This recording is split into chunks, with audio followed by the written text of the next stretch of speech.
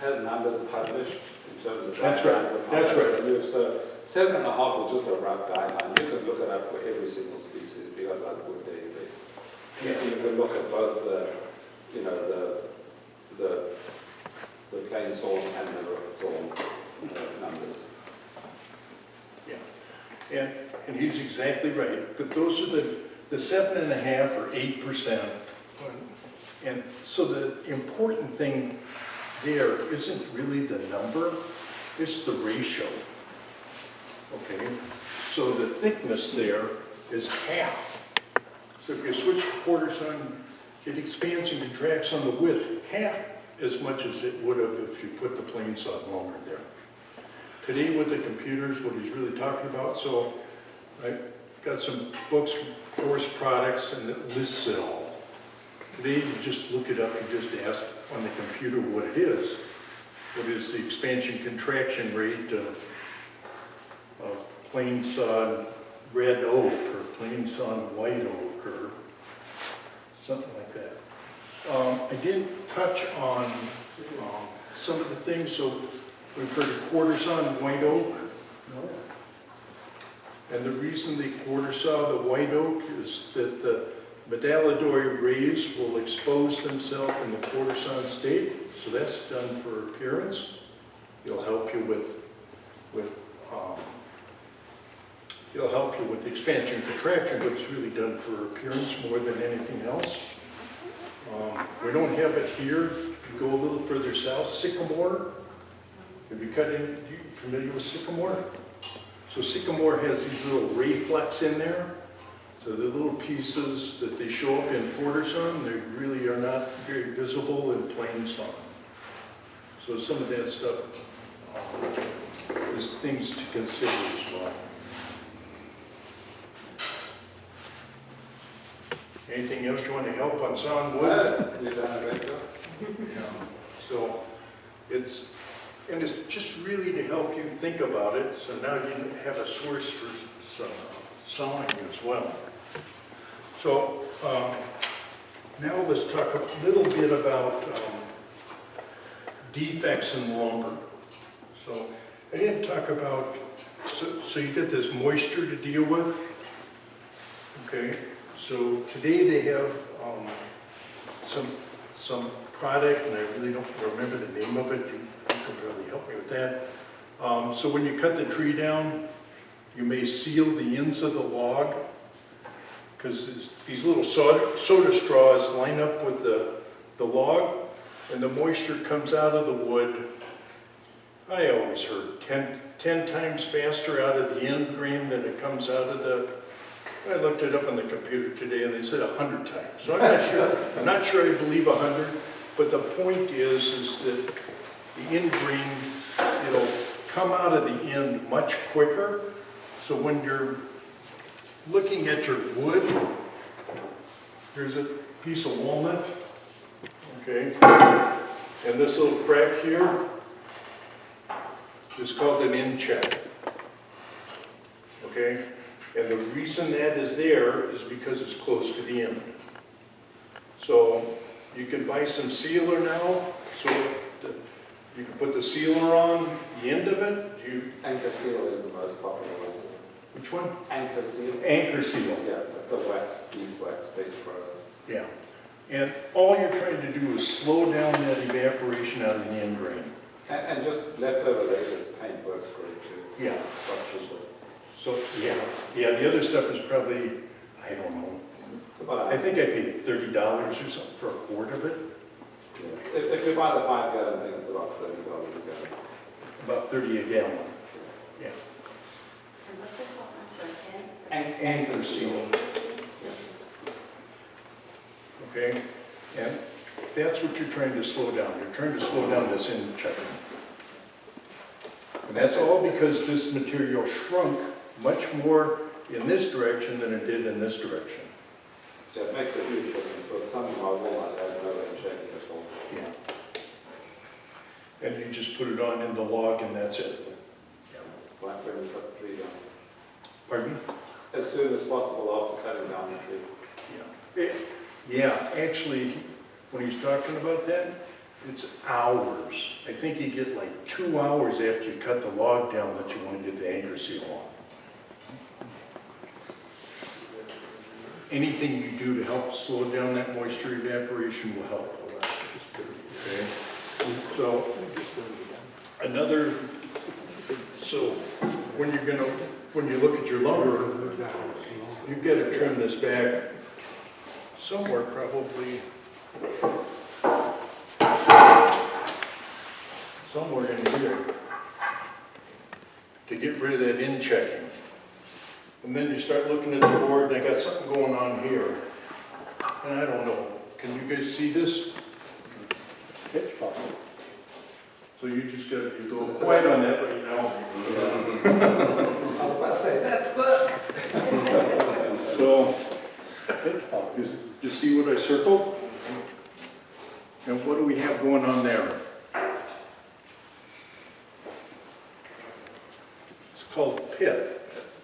The center of the tree. It's the center of the tree. It's, in this case, is probably the center of a limb that came in here. And the moisture will travel through that. That's a defect. You don't want pith in there. So any of the saws, how much wood do you throw away? So the center of the tree is right here. The pith. And do you cut that out and throw it away, or do you? I use it all. I kind of like the character with. Yeah. So some people that saw will take out a couple inches right in here, because that's going to lose moisture very quickly in the hole. So this piece of walnut, what's going on down here? Can you see that? Your sapwood. Sapwood. Sapwood. So if you don't want that, you have to think about that. The other side looks fine. It's a heartwood. So all of these things, but there's that pith showing up again. So you have to think about that. There's different types of warpage. There's 4 different warps out there that are talked about. So, anybody want to help me with it? Just brought a straight edge.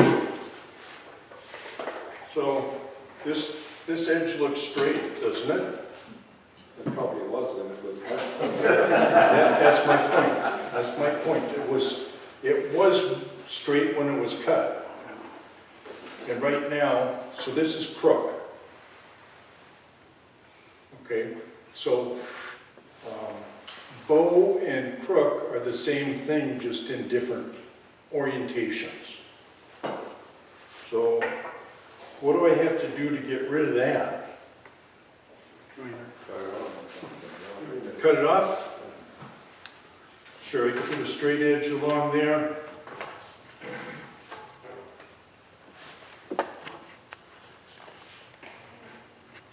I can mark it with a pencil, I can cut it straight. Okay? If I had shorter pieces, and I could cut it here, I still have to cut it off, but I'm only going to lose 1/4 of an inch. If it had to be long, I'm going to lose 5/8 of an inch, okay, to make it straight. So you start to think about, you have to start to look at your wood and look at the defects there and how I'm going to work around those defects.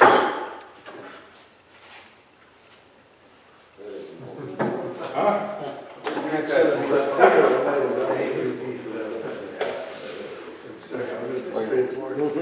What's that? It started out as a straight board. It was cut straight. Too late for my fire group. It's a good one for the fireplace? Yeah. Too big. Too big. So to deal with this, if you're going to deal with it, I'm not sure that this piece is worth. So this has got crook in it. Okay. If you look at it this way, okay, it's got some pretty good twist in there. There's probably a little cup in there, so you got about every kind of warp that you can get on this one board. So if you have to use it, this board gets just real difficult to make anything out of it. There's a knot over here, there's some bark here. Look at this side, and you know, you're going to cut off this much because of the bark. So if you're going to use this has got to get cut into very, very short segments. Okay? And then you'll take a lot of those defects and you'll minimize them so that as you then go from a rough piece of wood to something that's surface, it'll square it up. The other problem with using something like this is it depends on the moisture content. If it's pretty close to what you're going to be in the house, you can probably square it up and get by with it. Okay? If it's not, if it's going to change 5 or 7%, as soon as you square it up, it's going to start to move the same way that it did right here.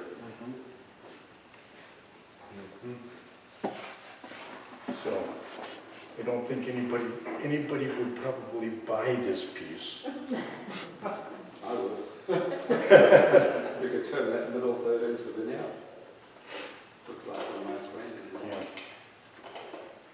Yeah. And what he's really talking about there is some of the nicer appearance wood looks like this. But it's more challenging to work with and to get it to the point where you can use it. Yeah, your tip about cutting it into smaller pieces that really goes a long way. Absolutely. And you kind of need to, like you were saying, you need to plan. You need to think about what parts do you need That are shorter. to make what you're doing, like that one board with a crook there. You know, if that was a little bit wider, you could maybe use that for making style for a Sure. panel door. Sure. It's actually, this is a piece of white oak. And if it's close enough to you, the grain is beautiful. You know, because of this little curvy stuff, and you can see the rays that are showing up here. How do you see that when you're buying the board that's rough like that at a yard? How do you're professional, but how do you see that it has all that stuff without, get wet rag maybe and go over it or spray it or something? That's why they want to run it through the surfacer, but it Well, really is a disadvantage to you trying to me. Because I want to try and make the things flat. It has to be flat.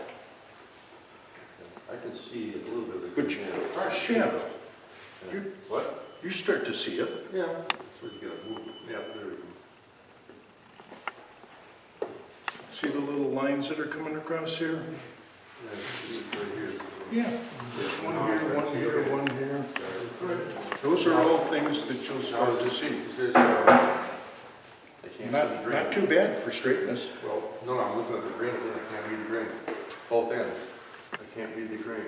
No, you can't Is see it up and that. down, or is it? That's from the chainsaw when it was cut. But I can't read the grain on the end. That's where you have it. So you really have to look at, so my point there is to really look at the wood and see what you have. And, you know, cutting it to length is the best thing you can do. But if your project needs to be 26 inches long, how long are you going to cut it? You better end up at 26. What's that? You better end up at 26. Well, that's where you're going to end up. So if you need to be 26 inches long, you can't cut it at 26 and glue 8 of them together and then trim that panel down. You'll be less than 26. So the rule of thumb is 1 inch on both ends.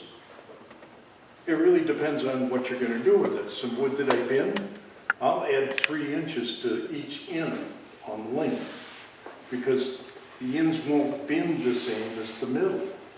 So when I started this thing, I said, you really have to plan about what you gotta do. And that's a wonderful thing about woodworking, is you're always using your mind, trying to think about things much further along. So if I'm making a solid top, when it's all glued up, I want it to be about between 1/4 and 1/2 inch wider than I'm gonna end up. Needs to be about at minimum of 1 inch longer, so I can trim it, make it square. 2 inches is better. And those you want to do before you get it all done. The thickness, okay, we're going to go in and talk about the sequence in just a minute. But the thickness you want to end up, before you glue it together, if I want to end up at 3/4, I'm going to stop at 13/16. I'm going to leave that last 16th to take off after it's all glued together, so I can end up with one nice flat panel. As careful as you are lining that up, you still need some material there. And when you glue it up, you want to let it sit. So almost all the glue we use today is moisture-based. So we just talked about expansion and contraction. Now you put that moisture in the wood, you glue it up, you want to get that moisture out of there. You want it to stabilize before you start taking the material off. Because you take the material off, flatten it, you glue it on tonight, you go in the shop tomorrow morning, and you run it through the surfacer or sander or whatever you're going to do to get it to the final thickness. And 3 days later, you see you got little lines right at your glue joint because it's now shrunk. So you want it to sit a few days before you do that. So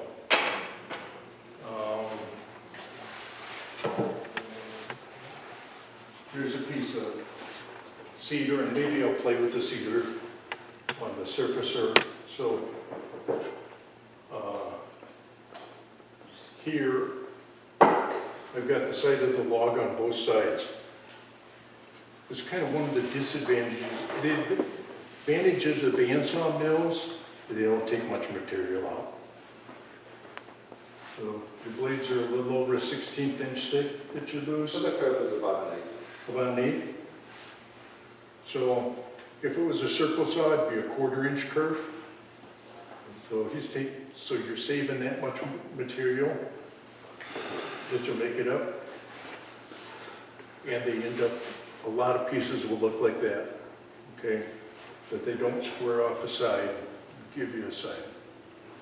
So if you're going to work with this one, you're going to put a straight edge on it.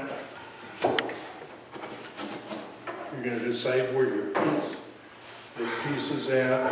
So I've got a knot down here, I've got a knot there.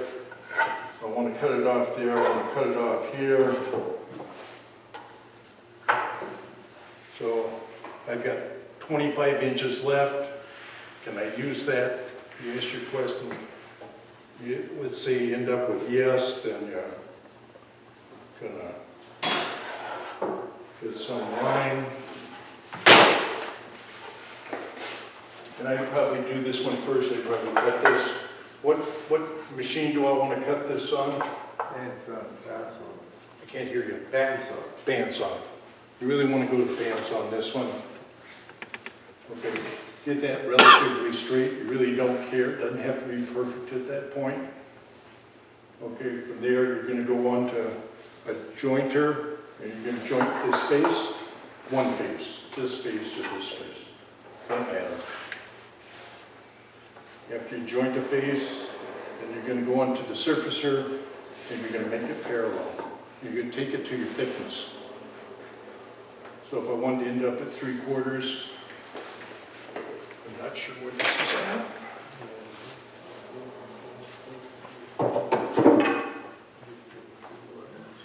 And it's the same process on all this wood, but you have to deal with the defects.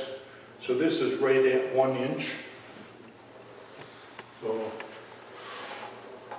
What would I set the joiner at to take material off of one surface? How much do you think I want to pull off? 30 seconds. What would you take off?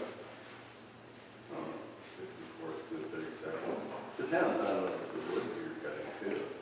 And it depends on your jointer. Yep, machine has got a lot to do with that thickness too. Yeah. So until it's flat. What's that? Until it's flat. You're going to take it off until it's flat, that's right. Okay. Maybe have a trick way. 1-horse joiner versus a 5-horse joiner, you know? It's like, there's a big difference there, what it'll take. I usually shoot for about a 1/16 of an inch.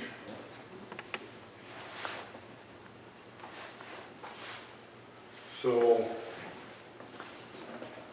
what do you want me to play with? I'll play with any of this. We'll go over to some machines. Okay. I'll do this. So, how about length? What kind of length requirements do we have on the jointer and on the surfacer, things like that? A foot. We need a foot on any of those machines. So, really the best saw to use on cutting this is really a hand saw. So a skill saw would be fine, a chainsaw would be okay. Okay. Some of these that are really bent and twisted are a problem on a chop saw. You're much better off to deal with those with a hand saw. I'll get some of these defects out of here.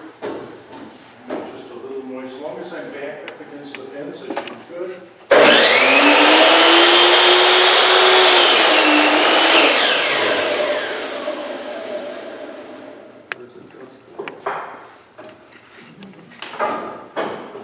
So to use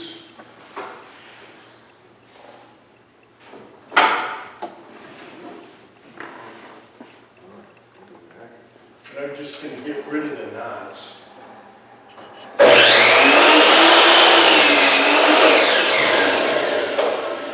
So you want to use, depending on where you're at, you don't want to go like this. I don't want to hold this. So if I'm cutting the waist on the right, I'm going to cut like this, and then I switched over, and I'm going to use a different hand. Keep my hands away from the blade.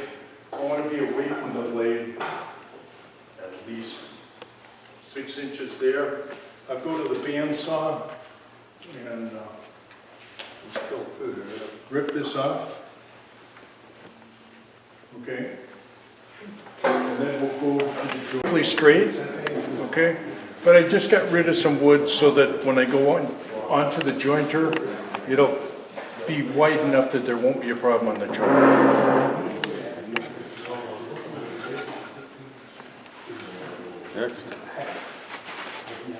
What's that?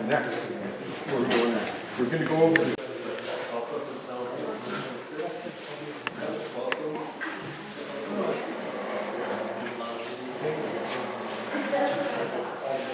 I just want to see the sound. So, you were checking to see if it was helical? Yeah, so was I. So the grain direction on this, if we look at this, comes up like this and slopes and goes down. There's a preferred direction to put this over the joiner. So the preferred direction, the joiner is going to, the cutter head's going to come like this. So if I travel with this end first, you don't want to tear here, but from this point on down, all the grain's going to run in the right direction. So this is the side that I'm going to go with. If this was cut off somewhere in here, it'd be pretty close to perfect. So it has a helical head on it. is not as critical. Okay, so.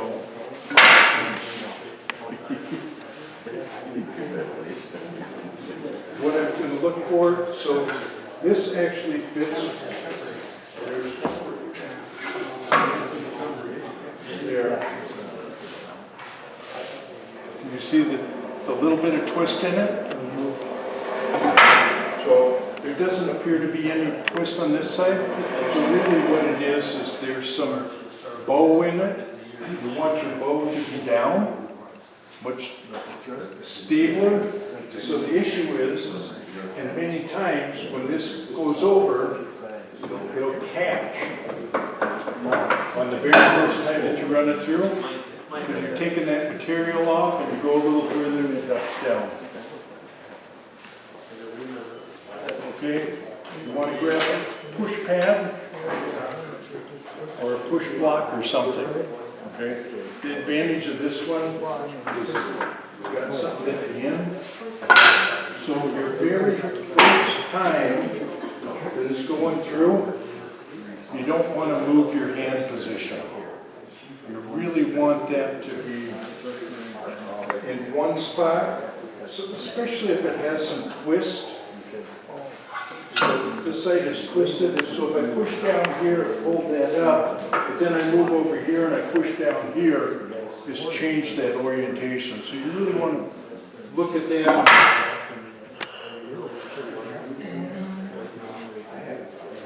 Okay,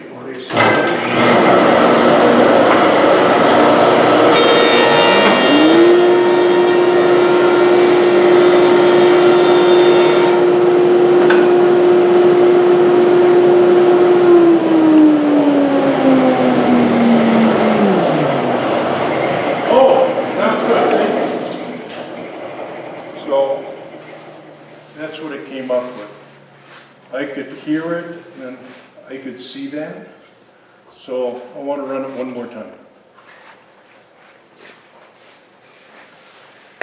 You want to change direction, so you want to turn it 90 degrees, or is it? No, you just, so right now, everything, so I still want to go through so that the cutter head is going to take the material off in that direction.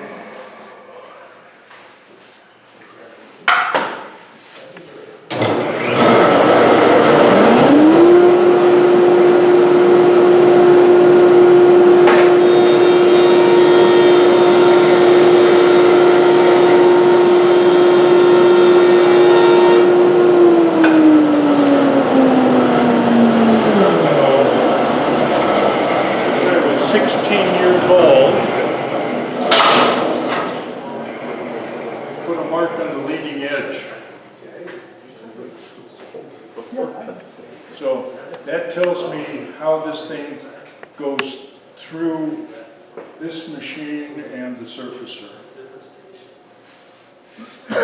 Tells me I've looked at this one time, I don't have to look at it the next time because I marked it. So I am now, I started off at 1 inch and I'm just a hair under 15/16. And I'm going to take it to 13/16. And I'm going to do that on the surface.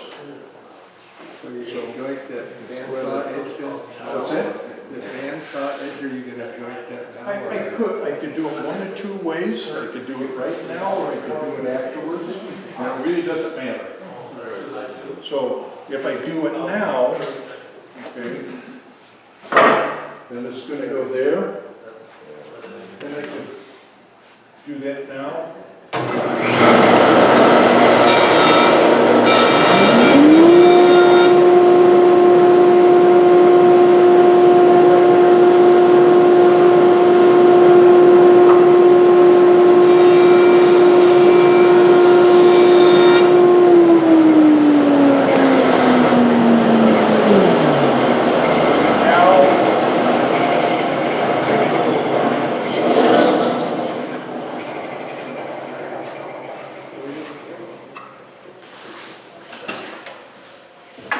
So I really should have done this first.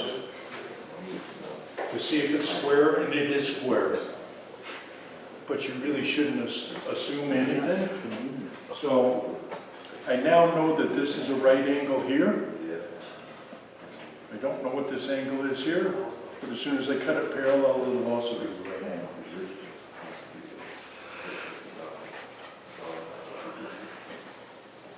So I'll go to the, so if you've got 20 of those boards, you do that on all 20 boards, then you go over to the surfacer and you do surface all 20, and then you work on getting things ripped to the right width.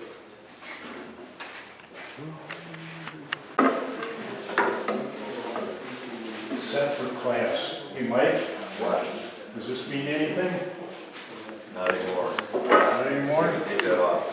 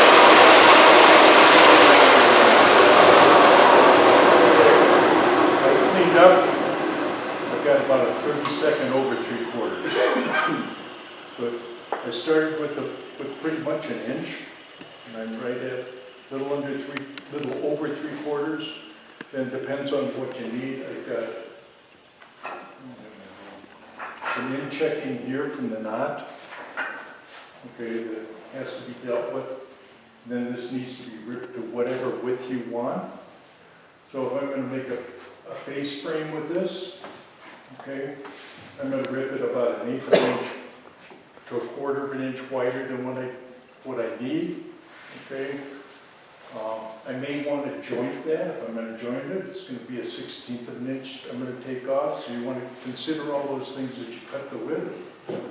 And where do I cut this to width on? Table saw. Table saw is probably the most common. You could use a table saw or you could use a bandsaw. Either one. It's only really recently, and I'd say that's in the last 3 or 4 years, that I've started to use the bandsaw for really doing more work than the table saw. My habit is to go to the table saw, set it up, and rip it, and be done.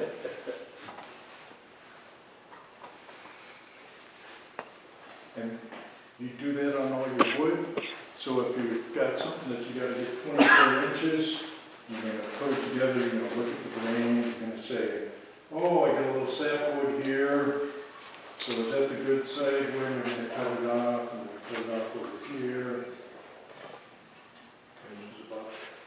You know, it just really depends on what you're gonna use it for. So I could set that up at 3 3/8 of an inch and rip that on the table saw. With a bandsaw. Any questions for me? That's the sequence that you want to do. And there'd be nothing wrong with going back to the joiner and jointing this edge again.